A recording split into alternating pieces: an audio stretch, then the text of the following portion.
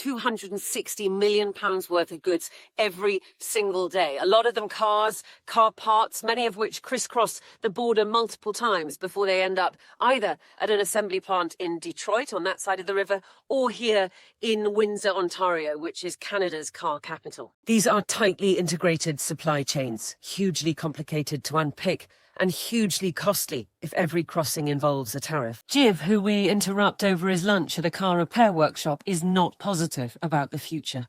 It's not easy for people as is today to survive out here with pay and, taxes as is. Now we're adding an extra 25%. He's an idiot.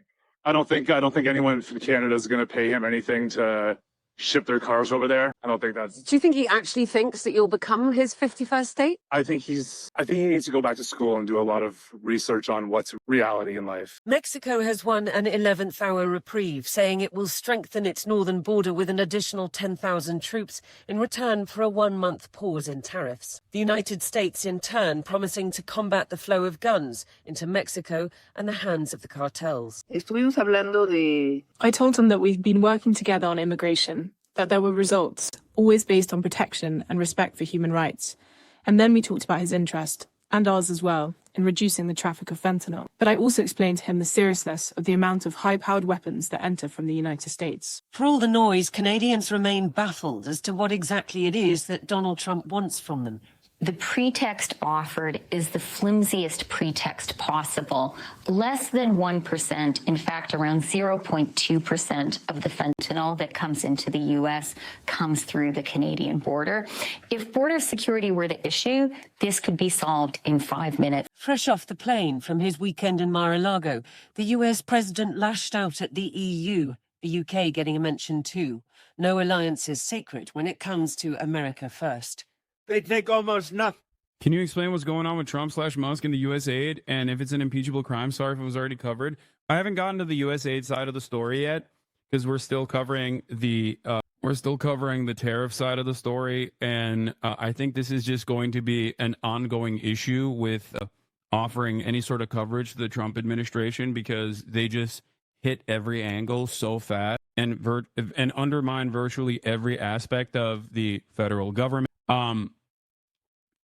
But if your question is like, oh, is this an impeachable offense? Make no mistake. Just because something is unconstitutional or technically an impeachable offense doesn't mean that those things are going to be prosecuted. Okay? As a matter of fact, there's a very high likelihood that they will not be prosecuted. Part of the reason is because the Democratic Party is in a state of panic and chaos right now and are much weaker than they were even the first go around when Donald Trump became president the first time around. But also the other part of it is because Donald Trump was president the first time around. And in that process, and in the 4 years after that process with an inept and weak administrative state, the Republican Party has basically set this entire structure up in a way where even someone as crazy as Donald Trump can very deliberately and very clearly undermine the previous power of the federal government at his behest, and there is not really anything you can do. The greatest example of this, of course, is the United States Supreme Court. The United States Supreme Court has a Republican supermajority, a conservative supermajority. So any kind of unconstitutional act implemented by this government will very easily make its way up lower courts all the way to the Supreme Court and will quickly be solidified. Okay? There are obviously certain things that maybe they'll push back again, but ultimately there's not really much anyone can do other than direct action and consistently trying to fight back against this administration. But yeah, there is virtually no opposition party at this point. And we take everything from them, millions of cars, tremendous amounts of food and farm products. So the UK is way out of line, and we'll see the UK, but European Union is really out of line. UK is out of line, but I'm sure I think that one can be worked out. But the European Union, it's an atrocity. Taking a wrecking ball to long-standing trade ties would fray partnerships and put a strain on the global economy. Testing those partnerships, too, is a dangerous game, but one Trump seems intent on. Do you think Mexico and Canada complying with the border reinforcement is good or bad? I feel like it makes the MAGA people think Trump got an upper hand on them.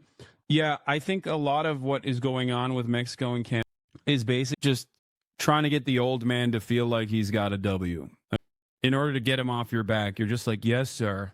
You're doing great, sir. And that's precisely what happened with both Canada and Mexico in this process, where they didn't genuinely change anything. They're just trying to appease him in the most performative ways possible. Because there's not really much else you can, considering how much awesome power the hegemonic superpower has. If you have a president that is willing to do insane for no real decipherable reason, you just have to say, oh yeah, we're totally doing what you want us to. You're so brilliant. You're so awesome. It doesn't really change anything though, ultimately, because the Trump administration might not act, he could just like tomorrow turn around and say, no, we're doing